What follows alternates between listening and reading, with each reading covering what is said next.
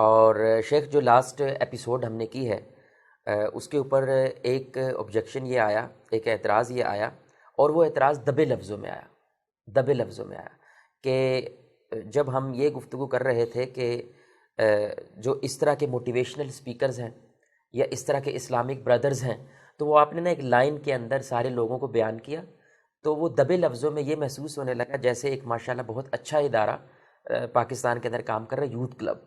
تو آپ ان کے بارے میں بات کریں، کیونکہ وہ یوتھ کلب میں جو اکثر احباب ہیں ماشاءاللہ، علی محمد علی بھائی ہیں، مغیرہ بھائی ہیں، طہا بھائی ہیں، راجہ ضیاء الحق صاحب ہیں، تو آپ ان کے بارے میں بات کر رہے ہیں۔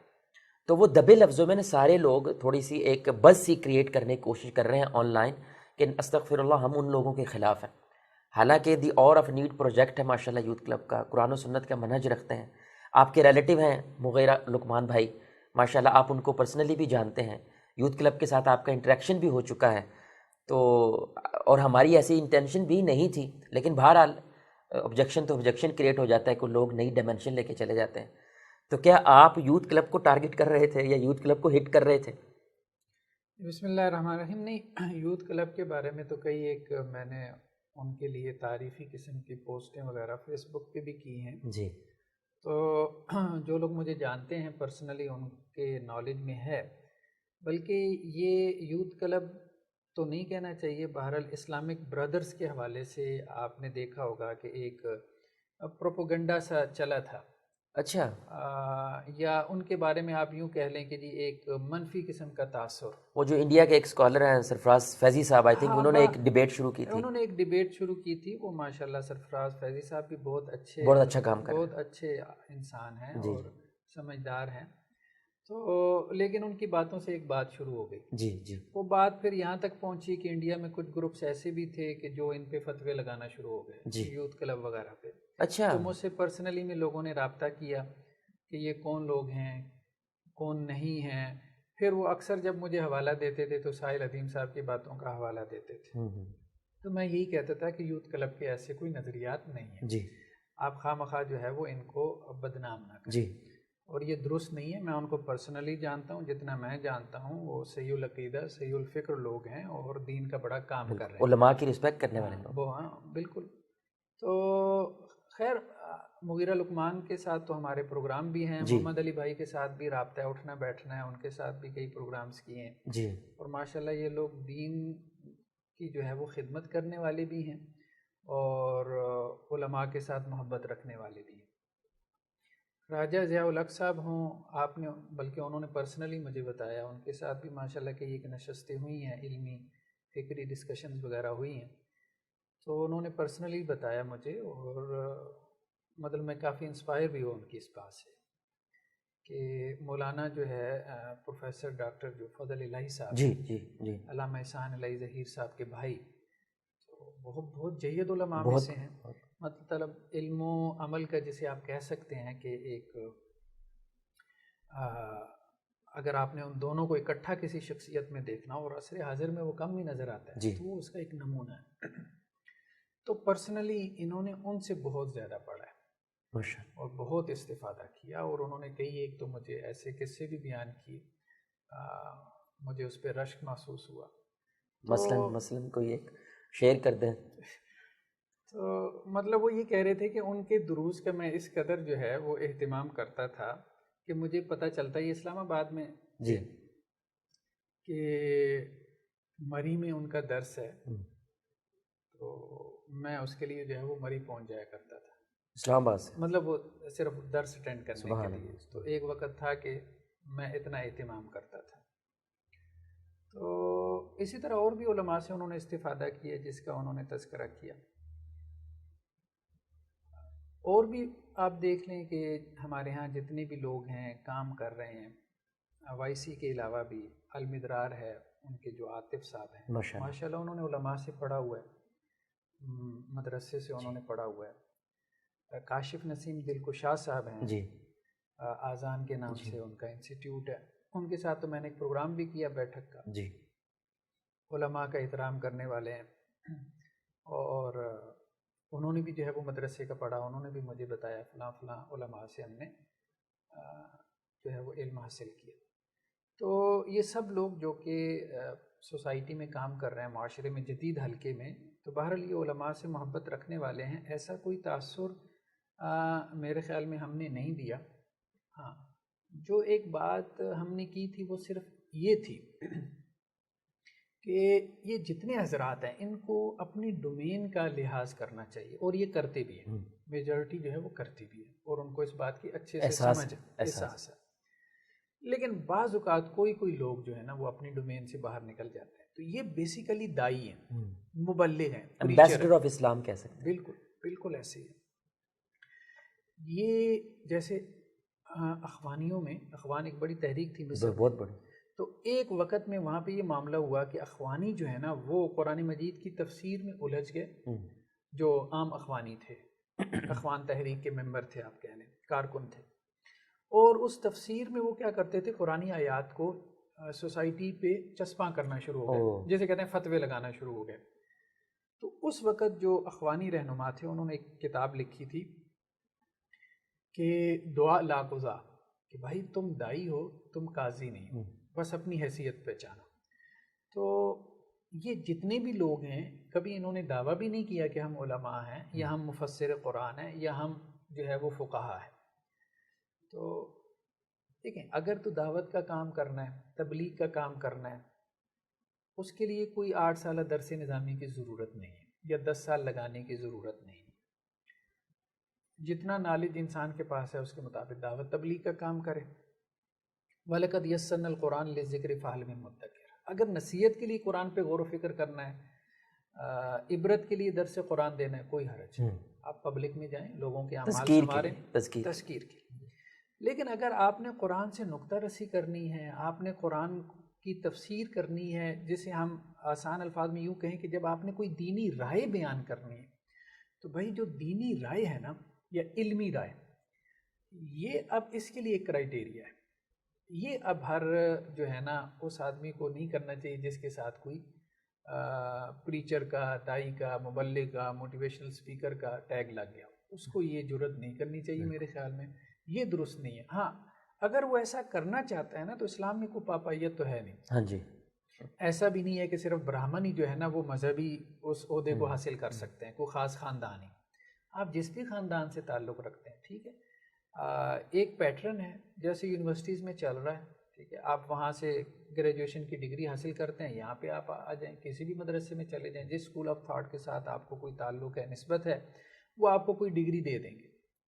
اس کے بعد آپ اپنی دینی رائے کا اظہار کر لیں. تو وہ صرف اتنی بات کہی جاتی ہے علماء کے طبقے کی طرف سے، مطلب یہ جتنے بھی ہمارے یہ جو بھائی کام کر رہے ہیں دعوت کا، تبلیغ کا، جدید حلقوں میں، تو کہ جب دینی رائے بیان کرنی ہونا تو پھر اس کے لیے آپ پہلے دین کا علم حاصل کر لیں. ہاں، اس کے علاوہ جو آپ کام کر رہے ہیں، ہم آپ سے زیادہ جو ہے وہ اس کام کی مدح ثنا جو ہے وہ کرنے والے ہیں، اور عام لوگوں سے زیادہ جو ہے وہ آپ کو اس معاملے میں سپورٹ کرنے والے ہیں. تو شیخ، یہ جو آپ ان لوگوں کے لیے مطلب ایک مختصراً کیا پیغام دیں گے؟ یہ جو لوگوں کی باتوں میں آ کر بنا کسی کو جانے، یعنی کہ آپ یوتھ کلب کو اس طرح پرسنلی جانتے ہیں، جیسے آپ ماشاءاللہ کچھ پرسنلی انٹریکشن ہوا ہے، میں ان کو پرسنلی جانتا ہوں الحمدللہ، اور یہ جتنی بھی باتیں آپ نے کی الحمدللہ لحاظ کرنے والے، ہیوملٹی ہے ان لوگوں میں. تو ان لوگوں کو آپ کو کیا پیغام ہے کہ یار ایک طبقہ ماشاءاللہ اچھا کام کر رہا ہے، تو یہ ٹانگ کھینچنے والا جو کانسیپٹ پیدا ہو گیا خصوصاً میڈیا کی طرف، الحمدللہ ویسے جو علمی رجحان رکھتے ہیں وہ ایسا کام نہیں کرتے، تو میڈیا کے اوپر ایک بس ہی کریٹ کر دیتا ہے، جان بوجھ کے ٹانگیں کھینچنے لگ جاتے ہیں ہر بات کو. اچھا، یہ اس نے یہ پوسٹ اس وجہ سے لگائی ہے، یہ پوسٹ اس وجہ سے لگائی ہے. ان کے بارے میں آپ کیا کہنا چاہیں گے کہ یعنی کہ ان کو کیا کہنا، نصیحت کیا کریں گے آپ؟ دیکھیں، ہمارے ہاں تو سوشل میڈیا پہ دیکھیں بات یہ ہے کہ ہر قسم کا انسان موجود ہے. زیادہ تر تو اب آپ دیکھیں جیسے ایک موب کی یا ہجوم کی نفسیات ہوتی ہے، وہ بنی ہوئی وہ سوشل میڈیا کی ہے. 50 لوگ جا رہے ہیں، ایک نے نعرہ لگایا، باقی سارے جو ہے وہ اس کے پیچھے چل پڑیں گے بغیر سوچے سمجھے. ٹھیک ہے، وہی آپ دیکھتے ہیں کہ ایک بندے نے اگر کمنٹ کیا تو اس کمنٹ کے حق میں نیچے 10-15 کمنٹ اور آ جائیں گے. یہ ایک چیز ہے. تو اور نیگیٹیوٹی تو خاص طور پہ لوگ زیادہ اس کو جلدی ایکسیپٹ کر لیتے ہیں. سوشل میڈیا پہ آپ زیادہ لوگوں کی تربیت نہیں کر سکتے. اچھا، ایک کام میں نے کیا ہے، اپنے فیس بک پہ پچھلے 8-10 سال سے ہوں، اور یوٹیوب چینل پہ بھی میں کرتا رہتا ہوں کہ جب میں دیکھتا ہوں کہ اب اس بندے کی تربیت نہیں ہو سکتی تو مطلب اس کو انفرینڈ کر دیا یا اس کو بلاک کر دیا. یعنی بدتمیزی پہ ہاں جو طرح مجھے یہ بات سمجھ میں آتی ہے کہ آپ ایک مخصوص حلقے میں کام کر سکتے ہیں دین کا، جن کی آپ کے ساتھ کوئی ذہنی فریکوینسی میچ کر گئی ہو، تو بس وہ لوگ میں تلاش کر رہا ہوں، وہ جیسی مجھے مل جائیں، آپ کو مل جائیں، ان کو مل جائیں، آپ اس حلقے تک اپنا پیغام پہنچائیں. بہت اچھی آپ اگر پورے ہجوم کو جو ہے وہ اپنی آڈینس تصور کر کے ایڈریس کریں ان کے ساتھ جو ہے وہ الجھ جائیں گے تو وہاں آپ کو بہت زیادہ اذیتیں اور تکلیفیں اور جو جس قسم کے رسپانس آپ کو سننے کو ملیں گے تو وہ ہیں. اب آپ دیکھیں جس قدر گالم گلوچ ہوتی ہے، آپ ٹویٹر پہ آپ دیکھ لیں، ایون کہ وہ صحافیوں کو دیکھ لیں، ایک پارٹی والے دوسری پارٹی کو جو کچھ کہہ رہے ہیں، فیس بک پہ آپ دیکھ لیں، یوٹیوب پہ دیکھ لیں، جیسے کسی کو کوئی پرواہ نہیں کہ قیامت والے دن میں نے کھڑے ہونا ہے اور مجھے اس سے اس گالی کا حساب لیا جائے گا. بہت بڑی بات ہے اس گالی سے. وہ جو رسول اللہ صلی اللہ علیہ وسلم کی حدیث ہے کہ آپ صلی اللہ علیہ وسلم نے کہا کہ مفلس کون ہے تمہیں پتہ ہے؟ تو نے کہا کہ اللہ کے رسول وہی جس کے پاس روپیہ پیسہ نہ ہو. آپ نے کہا وہ ہے جسے جہنم کے اوپر کھڑا کیا جائے گا. کوئی آئے گا کہے گا یا اللہ اس نے مجھے گالی دی، کوئی آئے گا یا اللہ. اب دیکھیں مطلب لوگوں کو اس کی پرواہ ہی نہیں، اس کی پرواہ ہی نہیں ہے. دینی حق سمجھ کے اس کو جو ہے وہ استعمال کرنا شروع کر دیا، اس کو لان تان کو، گالم گلوچ کو. تو یہ بہرحال ایک میرے خیال میں جو ہے وہ ٹھیک نہیں ہے. مطلب ایک بہت غیر اخلاقی قسم کا رویہ. جی آئی تھنک آپ نے بڑی ہی اس کے بعد بھی اگر کوئی بندہ بولے تو پھر بہرحال اس کے جواب اپنا اللہ کے سامنے دینا. آپ نے بڑی کلیئرلی آئی تھنک بڑی ہی بہترین انداز سے اس کو ایکسپلین کر دیا کہ اچھا اس میں ایک چیز کا میں اضافہ بلکہ کر دوں. یہ جب یوتھ کلب کے بارے میں معاملہ بنا نا تو کچھ لوگوں نے انڈیا میں ان کے بارے میں تحریک شروع کر دی کہ بس عجیب و غریب قسم کی کہ وہ سلفی الفکر نہیں ہیں، وہ فلاں نہیں ہیں، وہ فلاں نہیں ہیں. حالانکہ انہوں نے اس قسم کے کبھی اپنا تعارف بھی نہیں کروایا، یا وہ صحیح الفکر نہیں ہے. تو مجھے بھی لوگوں نے پوچھنا شروع کر دیا. تو پھر جب مجھے لگا نا کہ اب لوگ کچھ فتوے لگانے کی طرف جا رہے ہیں ان پہ، تو پھر میں تھوڑا سختی سے ڈیل کیا. اچھا یہ وہ لوگ ہیں یہ کسی سے بھی راضی نہیں ہیں. اور وہ خلیل الرحمن قمر صاحب تو کہتے تھے نا کہ 35-36، یہ 35-36 بھی نہیں، 10-12 بھی نہیں ہوتے، لیکن ہوتے ایکٹیو ہیں. اچھا شرارتی لوگ نا زیادہ ایکٹیو ہوتے ہیں ہمیشہ. شرارتی ایک بھی ہوگا نا تو وہ ایسے لگے گا جیسے اس نے ہزاروں لوگوں کو اپنے ساتھ کیا ہوا. تو یہ مطلب فتنہ پرور جو لوگ ہوتے ہیں. اچھا میرے اوپر بھی فتوے لگائے.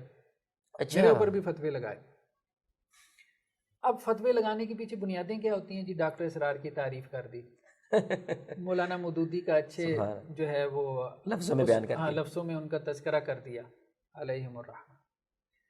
یہ چھوٹی چھوٹی بنیادیں چھوٹا ذہن، بہت چھوٹا ذہن کے ساتھ یہ لوگ سوچتے ہیں. اور مطلب خود ان کے بھی اب آپ دیکھیں رویے کی وجہ سے یہ جو مسلک ہیں آگے مزید ڈیوائیڈ ہو گئے. سلفی ہیں تو اب دیکھیں عرب سلفیوں میں جب یہ سختی آئی، کوئی جہادی سلفی بن گیا، کوئی مدخلی بن گیا، کوئی اخوانی بن گیا، کوئی قطبی بن گیا. یہ کون ہے جی؟ یہ وہ فلاں القاعدہ کا سلفی ہے، یہ علمی ہے. ان کی 15-20 قسمیں بن گئی، آپس میں ایک دوسرے پہ فتوے. حالانکہ سارے سلفی فتنے کا شکار ہو گئے. تو یہی فتنہ ہے. اس سے ہمیں بچنا چاہیے. تو ایک صاحب نے مجھے کہا کہ جی وہ فلاں کہہ رہا ہے کہ جی آپ تو سلفی الفکر نہیں، آپ تو اہل حدیث نہیں ہیں. میں نے کہا وہ جو فلاں اہل حدیث ہے اس نے مجھ سے اہل حدیث ہونے کا سرٹیفکیٹ لیا. کہتا ہے یہ کیا بات ہوئی؟ میں نے کہا سرٹیفکیٹ تو میں دوں گا تبھی وہ اہل حدیث بنے گا نا. تھوڑی دیر بعد اس کو بات میں سمجھ میں آئی کہ بات شیخ صاحب کی ٹھیک ہے کہ کون اتھارٹی ہے جو دوسروں کو کے بارے میں یہ طے کرے گا کہ یہ اہل حدیث ہے کہ نہیں ہے. بہت اہم بات. اگر تم اس لیول پہ آ جاؤ گے کہ تم ہمارے بارے میں طے کرو گے تو بھائی بات یہ ہے کہ پہلے ہم سے طے کروا کے لے کے جاؤ. ہم تم سے زیادہ اچھی پوزیشن میں بیٹھے ہیں، ٹھیک ہے؟ تو عوام کی عدالت میں بھی مقدمہ لے کے جاؤ گے تو لوگ ہم پہ اعتبار کریں گے، تم پہ نہیں. صحیح. اس لیے ان چکروں سے نکل آؤ. فلاں اہل حدیث ہے، فلاں نہیں ہے، فلاں سلفی الفکر ہے، فلاں. اب یقین مانیں بڑے کبار اہل حدیث علماء کو ان لوگوں نے یہ جو ایک میں نے کہا بہت محدود طبقہ ہے اور ہر مسلک میں ہوتا ہے. حافظ صلاح الدین یوسف صاحب علیہ الرحمہ کتنی خدمات ہیں ان کی، بہت بڑا نام. جب وہ فوت ہوئے تو آپ یقین مانیں بعض فیس بک پیجز پہ ان لوگوں نے جو ہے وہ پوسٹیں لگائیں کہ اس کا جنازہ پڑھنا جائز نہیں. استغفر. یہ ناسبی تھا صرف اس وجہ سے کہ انہوں نے وہ مقدمہ لکھا تھا. وہ جو انڈیا کے عالم دین تھے ہیں بلکہ تھے نہیں کفایت اللہ سنابلی جو ہیں ان کی جو کتاب تھی یزید کے حوالے سے اور اس طرح سے خلافت و ملوکیت کے حوالے سے انہوں نے مولانا مودودی کی کتاب کا رد کیا تھا. اور ابھی اہل حدیثوں میں دیکھیں حسینی یزیدی کی تقسیم یہ تقسیم چلی ہوئی. تقسیم چلی ہوئی ہے آن ایک لائن دوسرے کے اوپر جو ہے وہ لان تان کر رہے ہیں.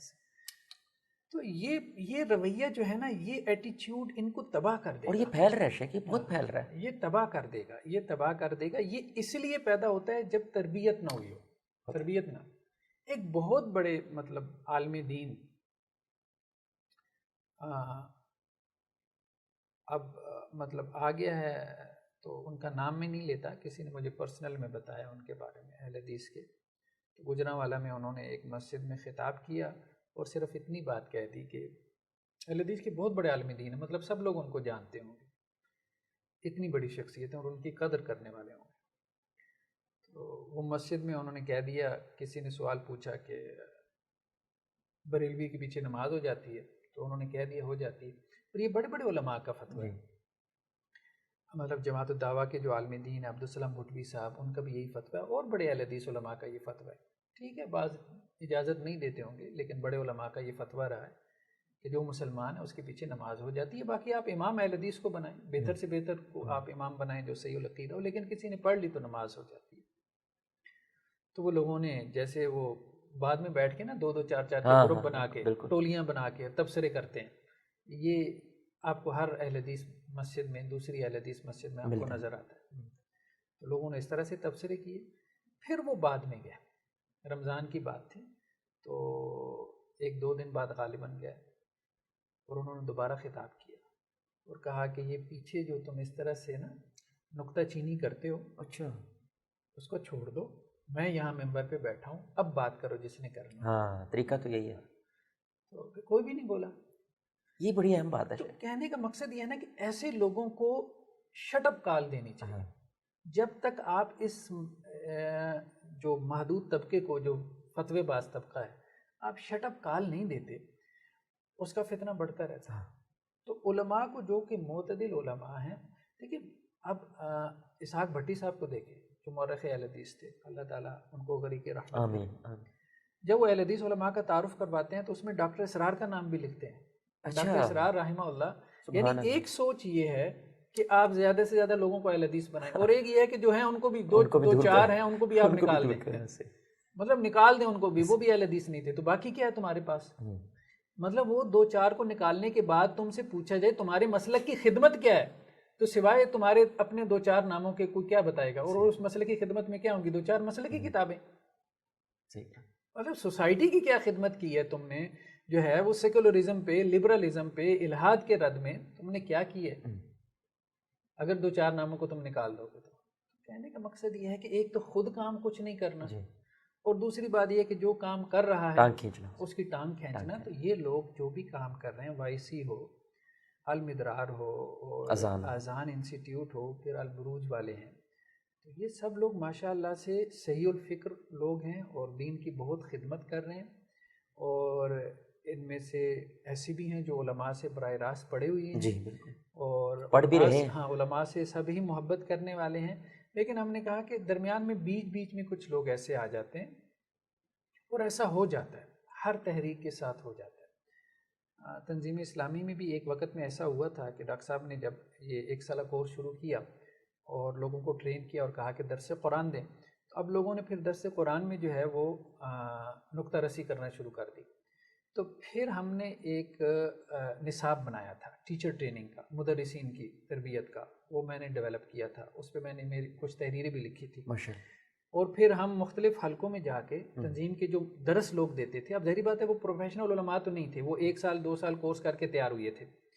تو اب ان کو بتایا کہ بھائی آپ کی یہ لیمیٹیشنز ہیں, آپ نے اس طرح سے درس تیار کرنا ہے, اس طرح سے آپ نے ڈیلیور کرنا ہے, اور یہ آپ کی حدود ہیں, ان سے آگے آپ نے نہیں بڑھنا. تو یہ ٹریننگ کی ضرورت ہر جگہ پڑتی ہے. ٹیچر ٹریننگز اب آپ دیکھیں نا, یونیورسٹی آف ایجوکیشن ایک پوری یونیورسٹی ہے جو صرف یہ بتا رہی ہے کہ ایجوکیشن دینے کیسی ہے. ایجوکیشن نہیں دے رہی, بلکہ یہ بتا رہی ہے ایجوکیشن دینے کا طریقہ کار کیا ہے. مطلب آپ نے لیسن پلاننگ کیسے کرنی ہے، لیکچر کیسے ڈیلیور کرنا ہے. تو تربیت بہت ضروری ہے، بہت ضروری ہے. تو یہ جتنے بھی حلقے ہیں بہت اچھا کام کر رہے ہیں. ہماری بات کا صرف اتنا مقصد تھا کہ بعض اوقات تربیت میں کچھ کمی رہنے کی وجہ، تربیت تو ہوتی ہے لیکن کچھ کمی رہنے کی وجہ سے کچھ لوگ جو ہے وہ اس قسم کی باتیں کرنا شروع کر دیتے ہیں اور اس کا امکان ہوتا ہے. ٹھیک ہے، میرے پتہ فرشتہ تو کوئی نہیں ہے تو تو وہ اپنی انسان. حدود سے آگے بڑھ جاتے ہیں. تو اس کا حل یہی ہوتا ہے کہ پروفیشنل ٹریننگ جو ہے نا وہ دی جائے، ٹیچر ٹریننگ دی جائے. ایسی تنظیمیں، ایسی آرگنائزیشن جو دین کا کام کر رہی ہیں وہ اپنے داعیان کی تربیت کریں، اس کے لیے ورکشاپس منعقد کریں اور ان ورکشاپس میں ان کو بتائیں کہ بھئی آپ کی یہ حدود ہے. ہاں، اگر آپ نے ان کو کراس کرنا ہے، آپ نے کوئی مفتی بننا ہے تو پھر آپ باقاعدہ اس کرائٹیریا کو میٹ کریں. بالکل بالکل. الحمدللہ آئی تھنک جتنا مفصل آپ نے ایکسپلین کر دیا، بلکہ اور بھی جو اس وقت بز کریٹ ہوا ہے آن لائن، یہ زیدی اور حسینی کا اور اس طرح فتویٰ بازی کا، اور آپ نے کہا یہ صرف ایک 10-12 لوگ ہوتے ہیں لیکن ایکٹیو ہوتے ہیں سوشل میڈیا پہ. تو آئی تھنک اس کے بعد کم از کم ہم نے اپنی حجت تمام کی ہے، ہم نے اپنا موقف آپ کے سامنے بڑی ہی تفصیلاً رکھ دیا الحمدللہ.